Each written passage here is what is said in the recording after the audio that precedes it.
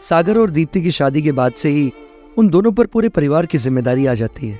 दीप्ति, मेरी कमाई से पूरा घर नहीं चल सकता, क्या करूं कुछ समझ नहीं आ रहा। टेंशन मत लो, मैं भी जॉब कर लेती हूँ, छोटे भाई और माँ का ध्यान भी रख लूंगी। आप बिल्कुल परेशान ना हो। लेकिन मेरे कारण तुम क्यों परेशान हो रही हो? मैं कोशिश करता हूँ खर्चों को कम करने के लिए, सूर्य की पढ़ाई रोक देता हूँ और माँ को भी कह देता हूँ कि वह घर से कोई काम शुरू कर दे। तुम बस माँ की मदद कर देना।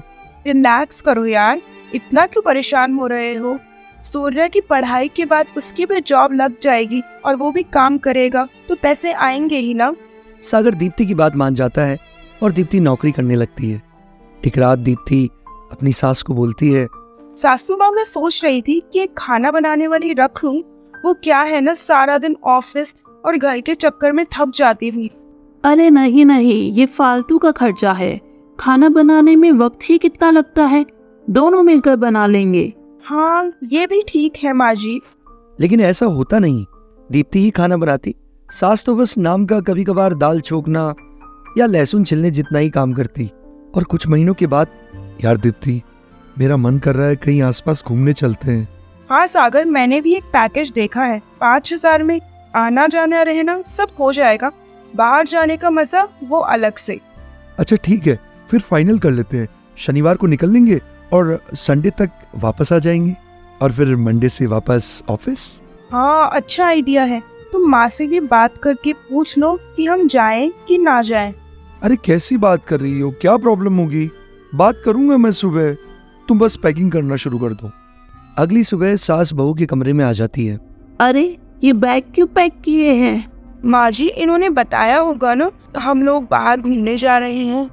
अरे तुम कैसी बातें कर रही हो? घर पर एक एक पैसे का रोना है और तुम लोग हो कि मटर गश्ती करने जा रहे हो। अरे नहीं, पहले सूर्या को 5,000 दे दो, फिर कहीं भी चले जाना। हाँ भाभी, वो ट्रिप पर जाना है ना मुझे, तो पैसे की जरूरत है। लेकिन वो हम लोगों ने सोचा कि। तभी सागर आ जाता है। हाँ, हम लोग फिर कभी साथ चले जाएंगे। वैसे भी सूर्या का ये लास्ट ईयर है, फिर कहाँ वो दोस्तों के साथ निकल पाएगा। हम लोग फिर चल लेंगे घूमने। सूर्या, ये लो 5,000 रुपये रख लो। दीप्ति को बहुत बुरा लगता है, लेकिन फिर सागर उसे अकेले में समझाता है। देखो दीप्ति, बस कुछ महीनों की बात है, सूर्या कमाने लगेगा तो हम लोगों को भी सहारा मिल जाएगा। अरे फिर चलेंगे ना हर महीने घूमने। दीप्ति मान जाती है। करती भी तो क्या, कोई चारा ही नहीं था। एक बस यही उम्मीद थी कि जल्दी से देवर जी सेट हो जाए और वो भी अपनी जिंदगी जिए। फिर एक दिन सूर्या सागर और दीप्ति से बोलता है, भैया मेरी नौकरी लग गई। अरे ये तो बहुत अच्छी बात है। ज्वाइनिंग कब से है? कल से भैया। भाभी, अब आप घर देखिए, अब मैं और भैया काम करेंगे। दीप्ति चैन की सांस लेती है। उसे लगता है कुछ तो अच्छा हुआ, अब वह आराम से खुलकर जीवन जिएगी। लेकिन अगले ही दिन सूर्या की नौकरी लग गई है, तो क्यों ना उसकी अब शादी भी कर दी जाए। माँ जी, अभी तो नौकरी लगे 2 दिन भी नहीं हुए, थोड़ा सेटल तो हो जाए दीजिए देवर जी को। अरे हो जाएगा सेटल, और बच्चा मेरा है, तू ना ज्यादा अम्मा मत बनाकर, मैं उसका भला बुरा सोच सकती हूँ। अच्छा माँ जी, अब वो बच्चा आपका हो गया। उसकी पढ़ाई के लिए मैंने दिन रात काम किया है, आप तो घर में मजे लूट रही थी। इस बात पर दोनों सास बहू की तू मैं में शुरू हो जाती है। तभी वहां पर सूर्या और सागर आ जाते हैं। क्या बात है दीप्ति, क्यों झगड़ा कर रही हो? देखिए ना माँ जी, क्या क्या बोले जा रही हैं। मैंने बस यही तो कहा था कि कुछ दिन रुक जाइए सूर्या की शादी के लिए। अरे अभी तो नौकरी शुरू की है उसने, तो माँ मुझे बुरा भला कहने लग गई। क्या गलत बोल दिया मैंने? वो भाभी, माँ ने मेरी ही बात को आपके सामने रखा था। मैं मोनिका से प्यार करता हूँ और उससे शादी करना चाहता हूँ, और जल्दी इसलिए है क्योंकि उसके पिता ने उसकी शादी तय कर दी है। ये नौकरी भी मैं इसलिए कर रहा हूँ कि मैं मोनिका से शादी कर सकूँ। ये बात सुनकर दीप्ति और सागर देखते ही रह जाते हैं कि उन लोगों ने क्या सोचा था और क्या हो रहा है। बड़े भाई भाभी होने के कारण सूर्या के होने वाले ससुराल भी जाना पड़ता है। अब हम क्या बोले, जब लड़का लड़की राजी तो हम क्या कर सकते हैं। ठीक है, बेटी की खुशी के लिए कर देंगे ये शादी। और हाँ, क्योंकि ये लव मैरिज है तो देखिए, हम लोगों से किसी भी चीज की उम्मीद ना करना। अरे नहीं, हमारी कोई डिमांड नहीं है, ठीक है। घर आकर दीप्ति सागर से कहती है, अरे कैसे करेंगे शादी? घर पर कोई पैसे रुपए तो रखे नहीं है। उधार लेना पड़े या लोन, लेकिन शादी तो करनी है। कैसी बात कर रहे हो? फिर कर्जा, फिर नौकरी, फिर सारा दिन काम। प्लीज। अरे क्या करूं मैं? पापा के बाद छोटे भाई की जिम्मेदारी मेरी ही तो है। लोग क्या कहेंगे? और जो बच्चे और बीवी है उनका भविष्य। अब सागर क्या करता? सवाल भी तो गलत नहीं था दीप्ति का। बेटा, ये लिस्ट बना दी है शादी के सामान की। देख लेना, कोई कमी हो तो जोड़ लेना अपनी तरफ से। कमी तो सिर्फ पैसे की है माँ जी। कुछ तो पैसे जोड़े होंगे आपने अपने बेटे के लिए।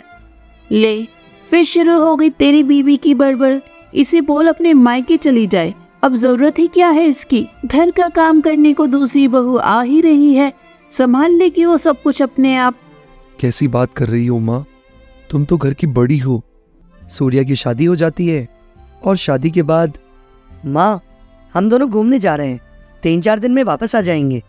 हाँ बेटा, नई नई शादी हुई है, घूमो फिरो ऐश करो। दीप्ति सास की बात सुन रही होती है लेकिन कुछ नहीं कहती। वहीं कुछ दिनों में माँ जी, ये मोहल्ला मुझे कुछ खास पसंद नहीं आया, तो हम दोनों ने सोचा है मैं भी जॉब करूँगी और किसी अच्छी जगह घर ले लेंगे। अच्छा, तुम्हारा जो मन करे वो करो। मैं भी सोच रही थी कब इस मोहल्ले से निकलूंगी, अब मन नहीं लगता इस मोहल्ले में। दीप्ति को देवरानी की ये बात अच्छी नहीं लगती, लेकिन वो कुछ नहीं कहती। मोनिका, ये टिफिन ले जाओ, भूख लगेगी दिन में। देवरानी दीप्ति से टिफिन लेकर चली जाती है। देखा कितनी संस्कारी लड़की है और कितनी समझदार। तेरी तरह नहीं कि घर बैठकर मुफ्त की रोटी खाए। दीप्ति रात को पति को सारी बात बता देती है। देखो दीप्ति, हम लोग बड़े हैं। उन लोगों के लिए हमने जो किया वो हमारा फर्ज था। वैसे भी जो कर्जे हैं वह उतर जाए, फिर सोचेंगे हम आगे की जिंदगी। कुछ महीनों ऐसा ही चलता रहा। तीनों काम पर जाते और दीप्ति घर का सारा काम करती। फिर एक दिन सागर और दीप्ति कमरे में बैठे होते हैं, तभी सूर्या की आवाज आती है। भैया, भाभी, क्या हम अंदर आ जाएं? हाँ, तुझे कब से पूछने की जरूरत पड़ने लगी?